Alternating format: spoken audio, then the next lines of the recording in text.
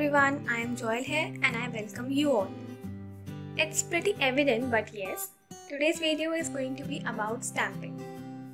I wanted to do stamping a long while back and I got the supplies but didn't like the results that much.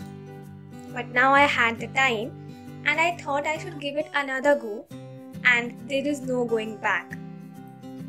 As a kid, we all have seen stamping on our posts for letters. And today we are going to learn how to make and use stamped sentiments. At the end, I'll show you some of my lot of embellishments for inspiration. This is how the sentiments look like, and they can be used at so many places.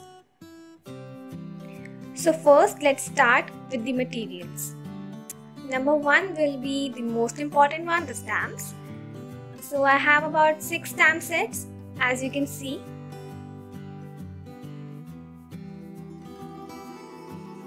And I am going to use these sets in today's video.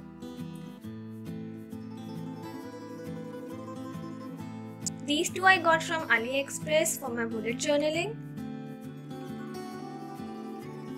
And the rest I got from Instagram resellers. You can easily find them there or on Amazon. The options are endless. Number 2 are the clear acrylic blocks. The blocks being clear helps in the positioning. Number 3 are my ink pads. So I have 2 of them. First is the Faber-Castell one, which is the basic one people use in offices. And then the tubby ink pad.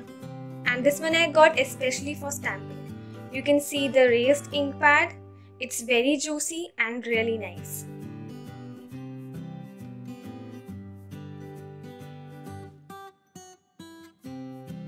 And lastly, I have a pair of scissors and some scraps which I will use for stamping. And also some leftover from the cover page. And that's all the supplies. Now let's get started with the stamping process. Alright, so firstly I am taking the back side of the cover. I am choosing the sentiment and placing it on the acrylic block properly to avoid any bubbles.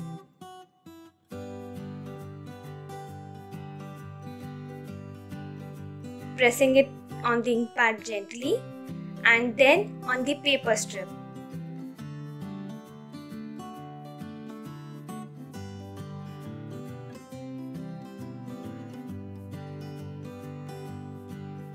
And your sentiment will be ready.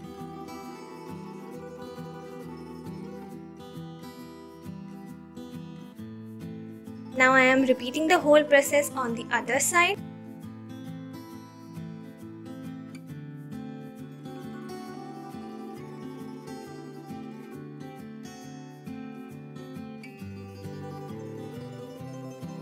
You can see that the sentiment is a bit faded.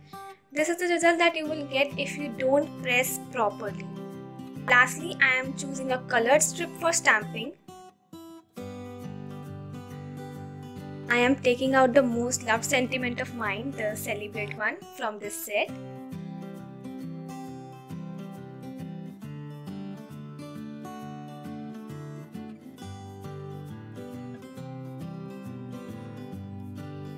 I am placing it on the block and checking the placement before stamping.